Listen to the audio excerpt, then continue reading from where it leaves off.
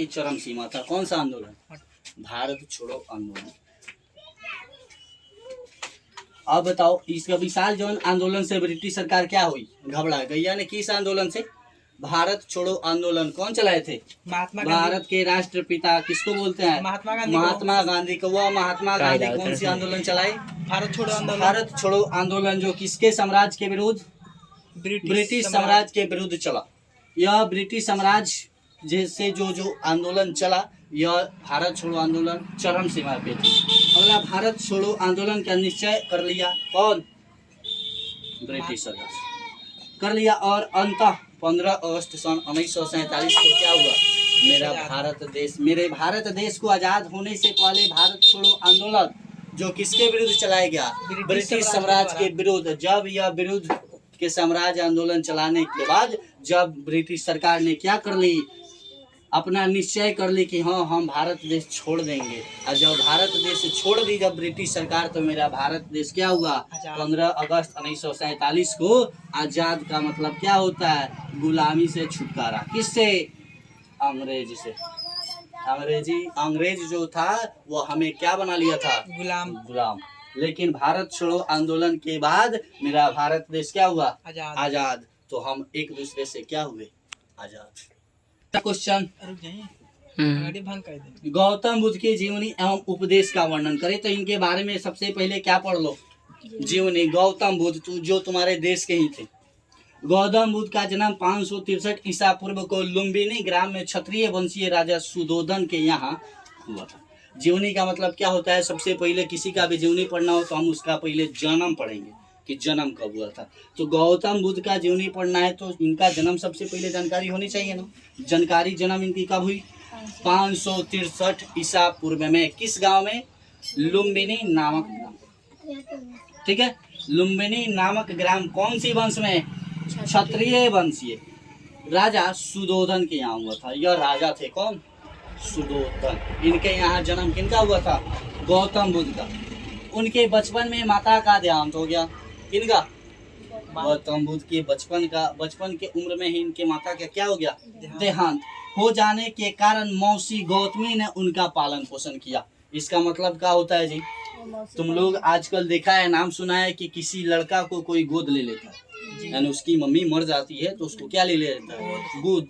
वैसा ही गौतम बुद्ध को यानी गोद लेने वाली कौन थी? उनकी मौसी, जिसका नाम क्या था? गौतमी। क्या ले ली? गोद ले ली। यानी उनका क्या किया? पालन पोषण किया। कौन? गौतमी ने। मौसी जो थी। 16 वर्ष की आयु में यशोधरा नामक सुंदरी से उसका विवाह हुआ, यानी बाल अवस्था में। 16 वर्ष की आयु क्या होती है?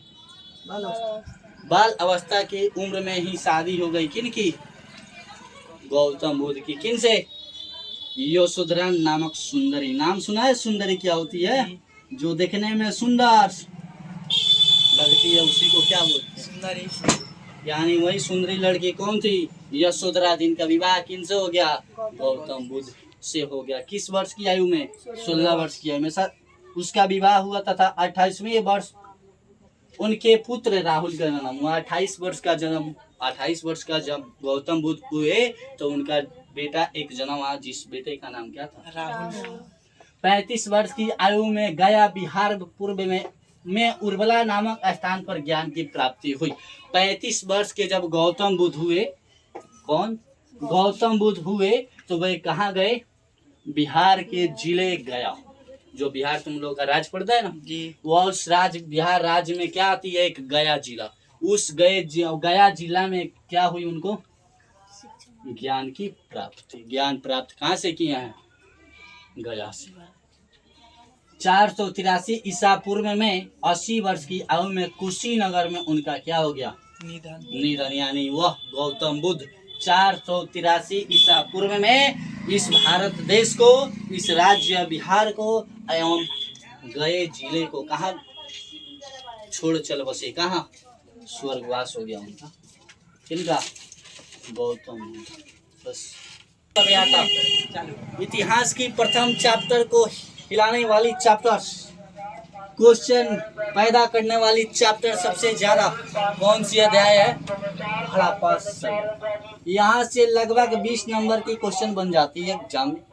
ऑब्जेक्टिव से लेकर सब्जेक्टिव तक, यानी हड़प्पा सभ्यता सबसे पहले नाम। हड़प्पा सभ्यता की खुदाई किसने किया था? दयाराम साहनी ने। दयाराम साहनी। कब? सन 1921 ईस्वी में। उसके बाद में हड़प्पा सभ्यता के बाद में आता है मोहनजोदड़ो। दयाराम साहनी कब? 1921 ईस्वी में। उसके बाद में हड़प्पा सभ्यता के बाद किसकी खुदाई हुई थी? मोहनजोदड़ो, जिसकी खुदाई किसने किया? राखलदास बनर्जी। राखलदास बनर्जी सन 1922 में। हड़प्पा सभ्यता के पतन के कारण पढ़ना है। पतन का मतलब क्या? काली मिट्टी। सब कुछ किए हुए पे पानी फेर देना, क्या होती है? पतन।